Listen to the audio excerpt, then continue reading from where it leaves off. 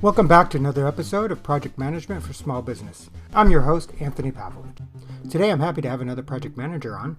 We have Christopher Hughey. He's founder and CEO of Layne Solutions. He's a 24-year veteran of the tech industry. He is PMI certified as a PMP and an MRMAA certified medical revenue manager. He has a bachelor's degree in languages, Spanish, French, and Norwegian, and a graduate certificate in international business. He's run projects of every size, from quick-turn projects lasting days and valued in thousands of dollars to massive enterprise-level projects lasting years and valued in millions. He has experience in public speaking, as well as a Twitter account with over 30,000 followers where he discusses everything from politics to project management, entrepreneurship, corporate social responsibility, and even current events. So let's get started. Hi, Christopher. Thank you for joining us today. I appreciate you being here. Thank you for having me. It's a pleasure. Let's go ahead and get started with just giving us a background of Layne Solutions, yourself, and how you got started with this. And then we'll get into other questions from there. Sure. Well, so I'm a 24-year veteran of the tech industry, and I'd been working for other companies doing mostly large-scale implementations of enterprise software for about 20 years when I started Layne Solutions a few years back. And I really wanted I was looking to start a business with purpose, I guess, more than anything else, with a business mission in mind to sort of make my own little dent in when it comes to improving healthcare delivery in the United States. And the way Layne does that is by empowering independent physicians. Independent physicians these days are under a lot of pressure to sort of cave in and lose their independence, go to work for the large corporate providers, become more cogs in the large healthcare corporate delivery machine, which those large providers have their place certainly, but independent providers have a place too, and a very important place, and they're often having to sell out and lose that independence as part of the sort of centralization happening in American healthcare. So I help try to give them the tools and technology that they can use to fight that trend by giving them the same tools the large ones enjoy. And I brought to help deliver on that, I brought to bear my own extensive experience in technology project management. I'm a PMI certified PMP, have been for about 10 years now. And I've done millions and millions of dollars worth of project value. And one of the big transitions for me was, and I think this is probably of most interest, I think, to your guest for a show like this, is how was that different going from being somebody who was accustomed to doing large scale implementations to suddenly being a small business owner doing small scale implementations. And it is a very different animal. It really is. It's you've got the tools at your disposal, the tools at your disposal in large scale implementations, what makes sense to use and not use, the size of the teams, the value of the projects, the length of the project, everything is different once you scale it down to a small business project management scale. So it's really been a big adjustment for me, honestly. It's, I'm used to having large teams of consultants and technical project managers and developers and coders and support staff and, all the things that you take for granted when you work for larger companies doing large scale implementations. All that goes out the window when you're a small business owner doing small scale projects that last only, 2 or 3 months. And you're in a position of you beg, borrow, and steal resources, as they say. Yeah. And you just get it done as you can, honestly, I've gone from using, very sophisticated tools to very basic tools. I mean, for example, most of my project tracking really is done in Microsoft Excel now. And I think that's one of the things that I like to focus on for small businesses, because as a large company, you have those resources. And you can get Microsoft Project, or you have Asana or Jira, or these larger full-scale tools with many different add-ons you can use, but they cost a lot. Indeed. And you don't necessarily, when you're working in a large firm, you don't see those costs. And I think that's where the fear comes in of a lot of small businesses of doing project management in a more formal way, is that they have to spend all that money. That's right. And one of the things you have to consider too, when you start to scale down to a small size at the small business level, you also have to understand that not only maybe do you not have access to these tools, they're really not going to serve the same purpose, and they're not going to have the same utility they do. For example, I have for Microsoft Project, that's not a question of cost. I have a license for that, a personal license for that, have had for many years. So that's not a problem. The issue is when I'm dealing with, keep in mind, I'm dealing with small independent physicians' offices, and they don't have Microsoft Project, nor do they know what to do with it if they did. And yeah, and it would take you a lot more time, I think, to use it or to even train them how to use it than it would be for you to do the way you're doing now. Absolutely. So that's more time and money than they don't necessarily need to spend. Actually, I've even run across a couple who, struggle even with Excel. So Yeah. So I never thought I'd run into that day, but dealing with a very different segment, very different industry. So it's it's in some ways it's easier, in some ways it's more challenging though. I mean, there's a lot of value to tools. From a bug tracking point of view, for example, Jira is a very powerful tool, but you go down to the small scale, and that would be like, it would be like buying a sledgehammer to crack an egg for your omelet. It just doesn't make sense. Yeah, I have a client that I worked with in the past that their company used Axosoft, and we spent so much time trying to find another tool for them because it didn't do everything they need. But what you find out is you're not going to get everything in one tool. Jira is probably one of the ones that I think is most flexible because you have companies that actually build different add-ins for it. So you can pick and choose different add-ins. But other companies off the shelf, they don't necessarily have everything that you're going to need for a company. You have give and take. Yeah, and I find that Jira is a pretty, in my experience, seems like it's a pretty customizable tool. It never seems to look the same. Yes. Whenever I've gone into an organization and then a larger scale enterprise, and they say we're using Jira, and I always just go in kind of knowing it's like, well, it's not going to look the same as the last Jira I saw. Yeah, exactly. Because everybody uses it different. Right, exactly. Why the medical? I mean, you kind of gave us a little bit of reasons why you felt that you wanted to give the small providers the same tools as the larger providers, and but from having a technical background, what drove you to the specific medical field? That's a great question, Anthony, because there's nothing intuitive about the answer if you look at my background. Nothing in my experience prior to that was really geared towards medical anything or healthcare anything. It was all about enterprise technology being implemented. I mean, I had experience in different verticals to be sure. Everything from construction to software localization, just about everything in between. But really, nothing in my background would say, "Oh, yeah, this guy's next step is going to be something medical related." So yeah. It was really I came at it from a different angle. I really did. I came at it more from an angle of how can I start a business that's going to make a measurable difference as a project manager? And I'm sure you can appreciate this. We love data, right? We love to measure things. Yeah. We always say, unfortunately, yeah, you can't say it was a success if you didn't define how success was going to look in the beginning, right? And you need to have data to support the idea that this was a success.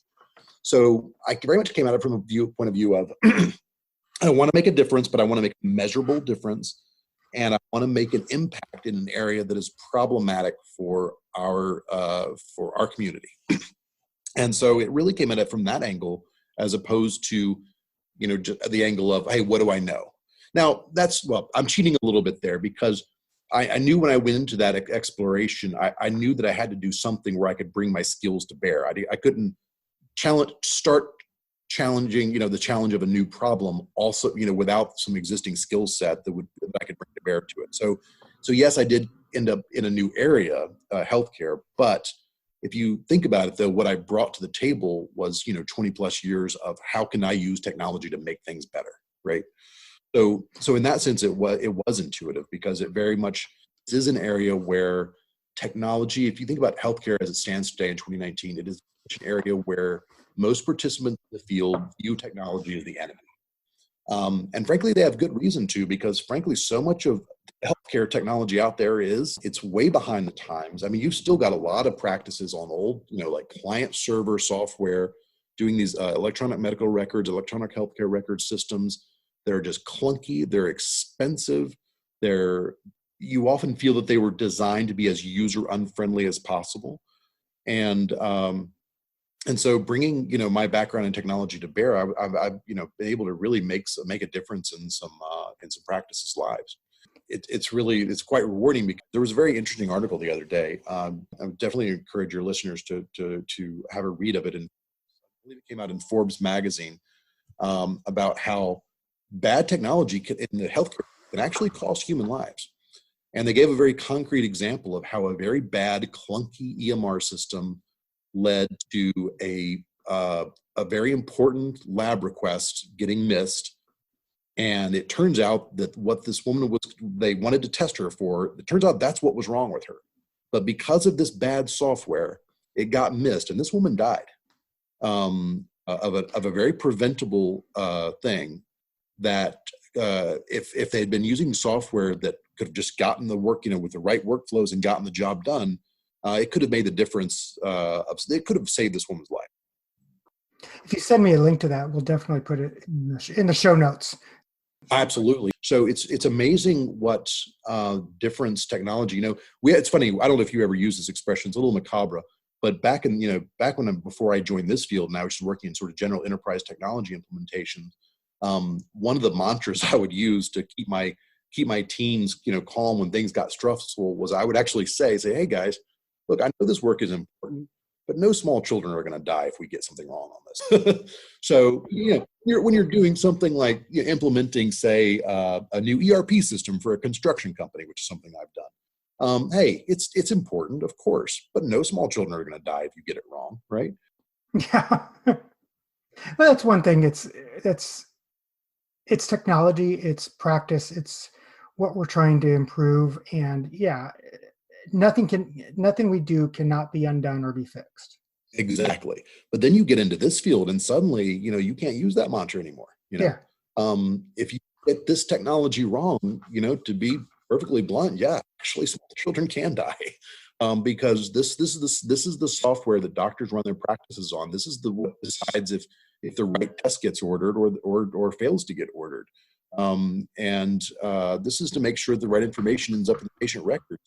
This is the software we're talking about to make sure that Sally's severe penicillin allergy gets documented correctly. And if it doesn't, the consequences can be literally life and death. Yeah, it's amazing when you go to doctor's offices and you see all the paper and all the paper files, and imagine how much actually gets missed for transcribing.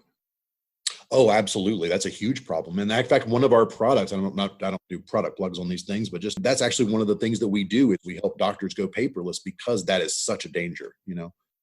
These paper files really are a danger to patients' health, in my opinion. Not to mention safe, in this day and age, where every day you're hearing about,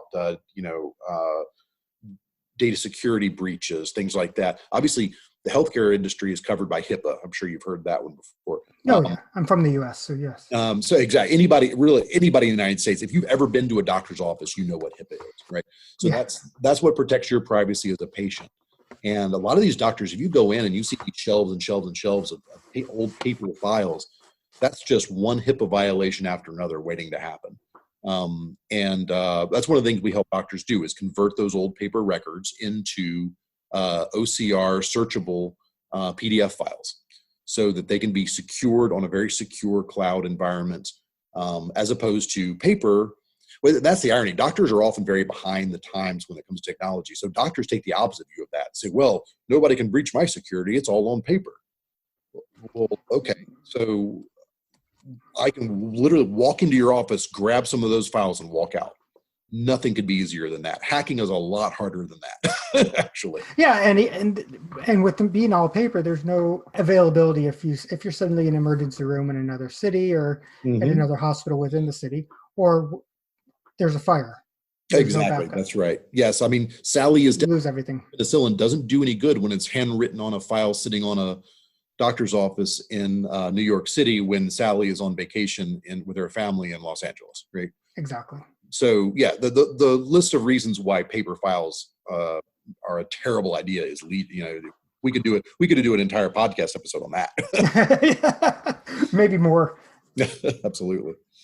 How long have you been doing this then? How long have you been, you've got a lot of information on your website. I took a look at it with the blog and stuff like that. But how long have you actually been doing this for? It's been three. I first conceived Fast Layne Solutions. It's been 3 years now. what's 2019, a little over 3 years now, actually. So, and we actually incorporated, it's been about 2.5 years now. So how's the growth been? How's the reaction been from doctors? It's been slow but steady. You're really fighting a lot of inertia of, hey, we're just used to doing it this way. Oh yeah. Doctors are very conservative when it comes to change. When it comes to change, they're not big fans. And there very much is a devil attitude of, yes, this EMR system I'm using is absolutely awful. Yes, I spend way too much time charting. Yes, it's as user unfriendly as it can be, but I'm used to it.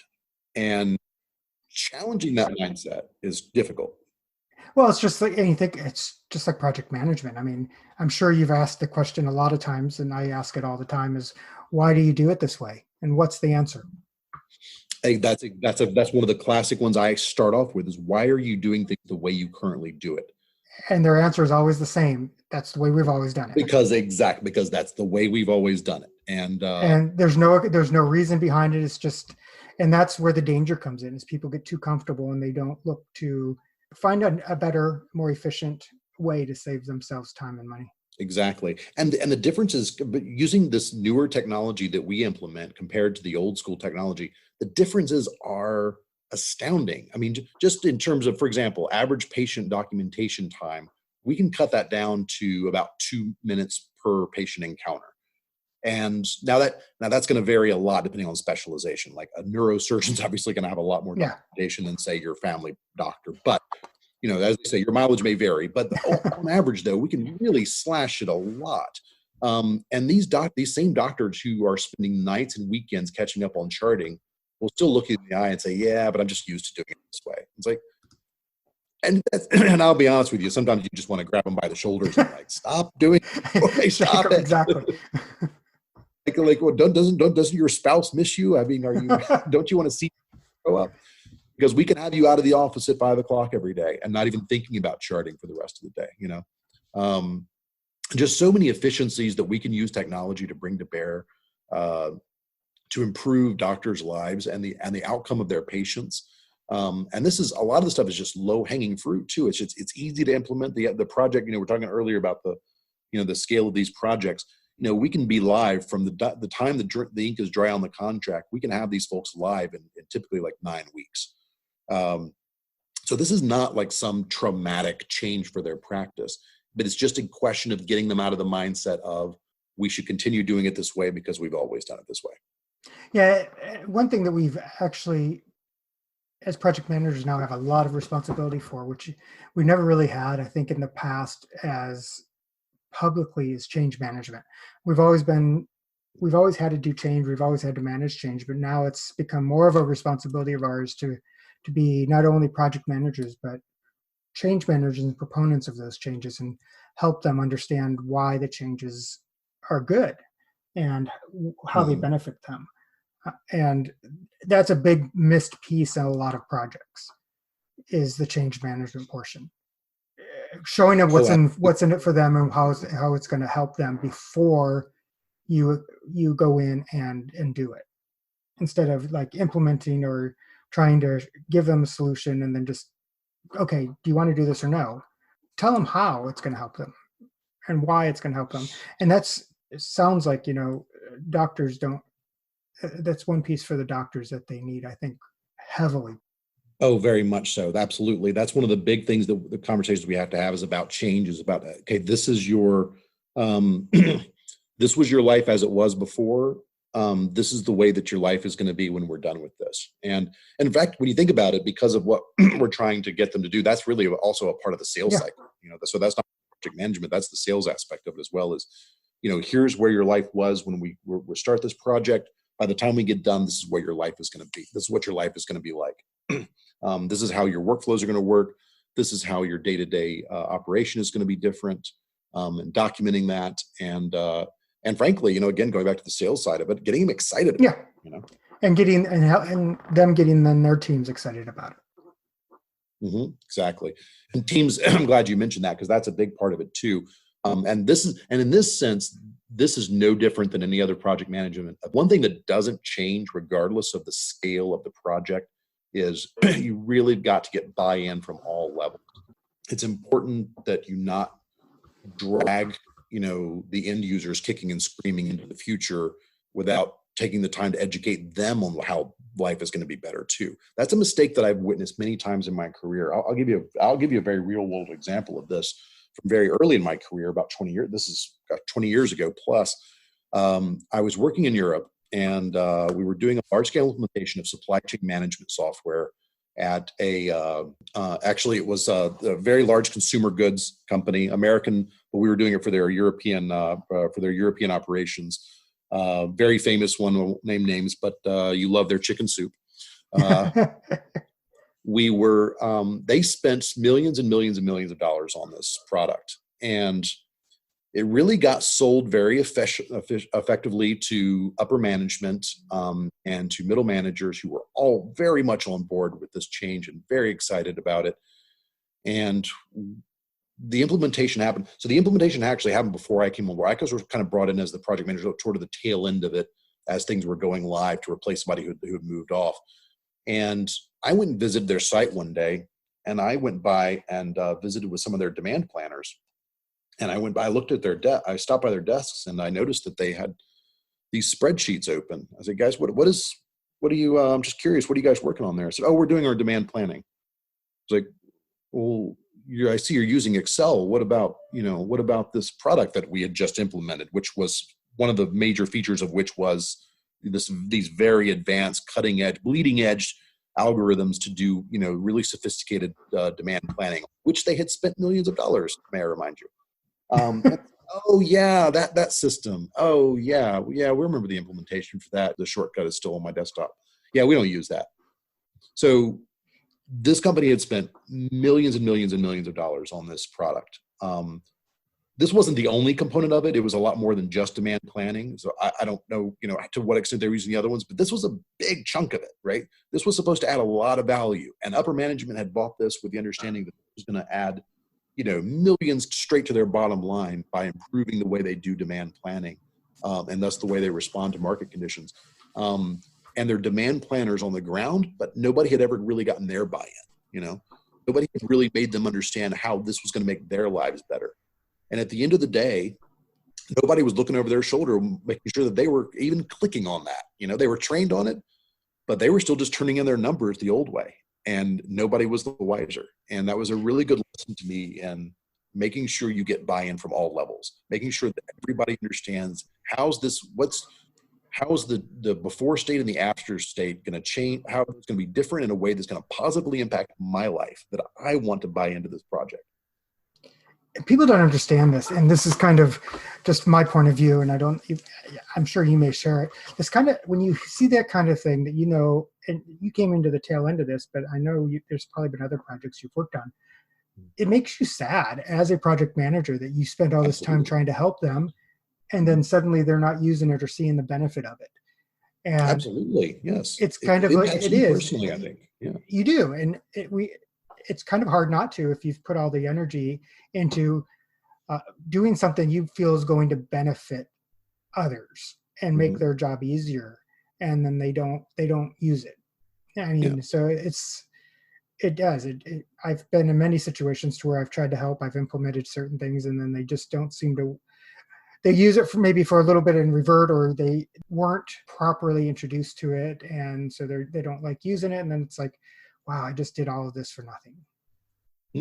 And people forget, we project managers, we're just as human as the next person, and we do what we do because it gives us satisfaction. And when we get into projects like that, and that's the result, we usually try to stick to business and try to stick to the, the facts, but the fact that, we're humans too, and that has an impact on our job satisfaction.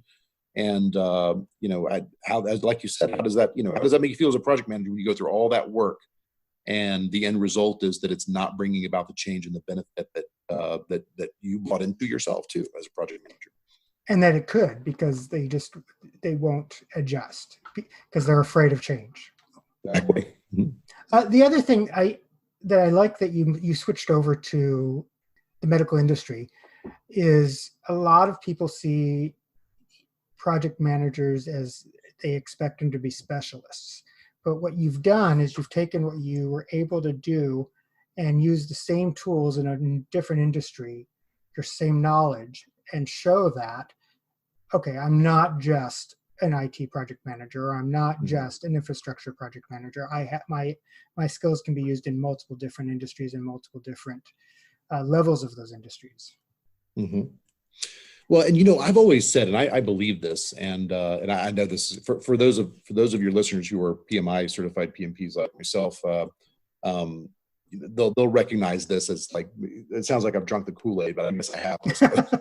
But it's true. If a good project manager should be able to, in principle, supervise the construction of a bridge as easily as implementation of software at a medical company, as easily as doing an implementation at a medium-sized company, as anything, as fill in the blank. If you are exactly. A good manager, in my opinion, those are very portable skills. There are some types of project management that require hyper specialized skills, but for the most part, a good project manager should be able to support the good project management methodology and skills. And I think I'm proof of that. I think, I've gone from large enterprise scale implementations into a field where I had no previous experience. And I think I've done so successfully because I relied on sound project management principles. I agree. And the other thing is, I think, even you can walk into something you may not know, but as long as you can really just begin to understand quickly the general aspects and the general language and the general idea of what's going on, and you can talk intelligently about it, then you'll be able to manage those projects. Exactly. That's exactly right. What do you want to do next? Is there something that you see with this business that you're like, I love this, I like what we're doing, but this would be a good next step for us? Really just looking to expand Fastlane and to help more and more doctors understand what technology can do to radically change their lives and radically change patient outcomes for the better. And I want to do that in more parts of the country for more doctors. So really, no secret sauce to what we want to do beyond just, expanding on what we're doing now, which is just, improving the way healthcare is delivered in this country by preserving the independence of these small to medium-sized independent practices here in the United States. Then let's go ahead and switch gears to talk about the listeners and kind of what they're going to get out of this. If you had one piece or more, advice for an entrepreneur, being a project manager, I'm sure this is going to be a pretty easy question for you. For an entrepreneur, a small business, and running projects, what would that be? I would say, one of the most important things I would say is, bring the same zeal for methodology to your entrepreneurship that you bring to your project management.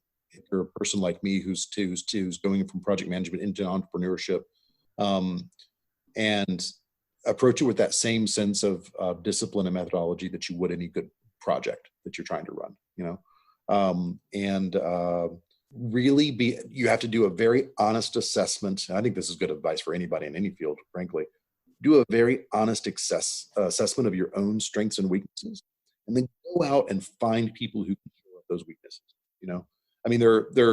I guess you could bucket these three things into three categories: what you do well, what you don't do well, and what you can change about what you don't do well. And there are certain skills that you're just going to have to, when you're doing this honest assessment of yourself, that you're going to say, hey, this is a weakness of mine. I can improve on this to a certain extent, but at the end of the day, what I need to find is somebody who's better at this than I am. And there's always somebody who's better at you than at just about everything, right? Yeah. But especially find people who can help shore up your weakest points. And don't pretend to be something that you're not. I'll give you a perfect example of that. I am not a natural salesperson by nature. That is not what I do. That is not where my strengths lie.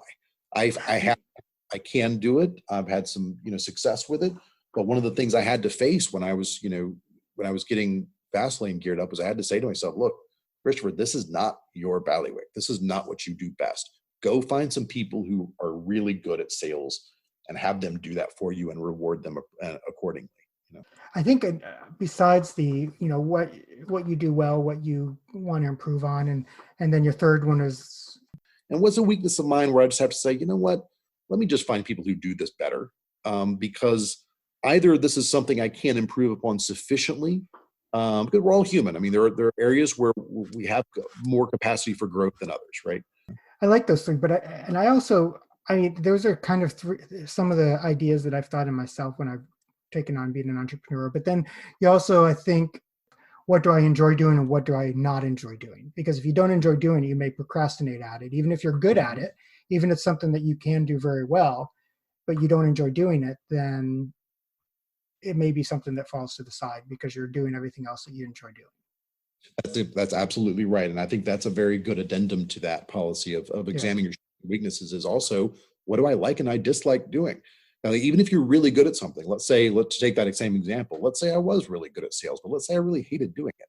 I'm not sure, by the way, that's not a good example because I'm not even sure that's possible. I don't think you can be good at sales unless you love doing it, to be honest with you. But for the sake of argument, though, I mean, you as you say, if you're not, if you don't enjoy something, you're not going to typically be as dedicated to it. You're not going to do it as well. It's going to be the thing that goes at the bottom of your to-do list every day. Exactly. And you're just not going to have the same level of success if you don't enjoy doing it. Is there, when you were coming up with your ideas or when you decided to step out on your own and do this business, was there one resource that you would suggest to somebody, or is there one thing that gave you the power in your mind to say, yes, this is the right thing to do and this is how I can do it? Mm-hmm. It's all about, to me, if you're going to go off on your own and do any endeavor in entrepreneurship, the most fundamental piece of advice I can give in response to that is do your homework. I know that sounds like a no-brainer, but it's too many people jump into things without fully understand what they're getting into. And they get excited about a new idea and it's like a shiny new object and, oh, let's go with this. This is great. Hold yourself back a little bit. Do your homework. Really investigate the viability of what you're doing, the practicality of what you're doing. Make sure you really understand what you're getting into, and more than anything, talk to people. I talked to a lot of doctors, a lot of people in this field, a lot of people facing some of the challenges before I dedicated myself to getting into it. So you really have to go through the process of educating yourself. That's very good advice. So how can people get a hold of you if they want to find out more? They can visit our website, obviously fastlaynesolutions.com, and that's Layne with a Y.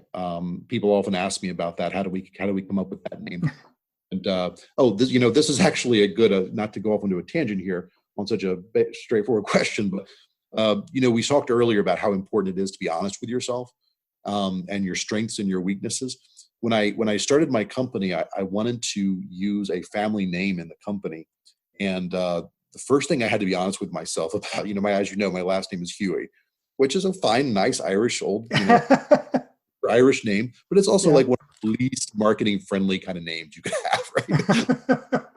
It's just not, it just doesn't flow well, so I'm often a little, I see company names sometimes and I can see that they wanted to use their family name. I was thinking, but should you have really?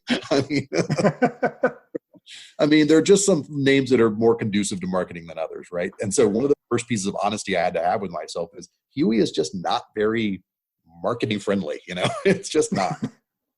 So Layne is just another family name for my family. And obviously this idea of getting doctors onto if you will, a fast lane of success and away from some of the old clunky technologies they've been using. Very long-winded way of answering a very straightforward question. No, it's good. It's good. It was a good idea. Yeah, and we also have a company blog there. We've actually we tend to prefer to have guest bloggers. I've only written one blog there myself since we started the blog a couple of months ago. We love to have guest bloggers there too. So if any of your listeners have any interest in areas related to our area, we're always looking for talented guest bloggers for that blog. So float on over to our blog as well and check that out. And how can they get a hold of you if they? Can they email yeah, absolutely. you from? You can actually get in touch with me through our website, through our contact page. It'll end up filtering through to me. Yeah. Oh, perfect. Okay, great. Well, thank you for joining us today. I really appreciate it. I will put links to your website, and then that article, when you send it to me, I'll make sure that that's out on the comments. Yes, I'm glad you reminded me. Yeah, I'll send that over so that people can read that. And I appreciate it, and it was a great conversation. All right, thank you so much for your time. It's been a pleasure, Anthony. Thank you. Thank you for joining us for another episode of Project Management for Small Business. If you want to be on the podcast, or if you have a question you'd like answered on the podcast, please go ahead and get in touch at pmforsb@pavproconsulting.com. Don't forget to hit subscribe, and I'd love for you to leave a review if you like what you hear. And I'm very happy and proud to be one of FeedSpot's top 15 project management audio podcasts. Check out the link that's listed in this episode. And until next time, thanks for listening.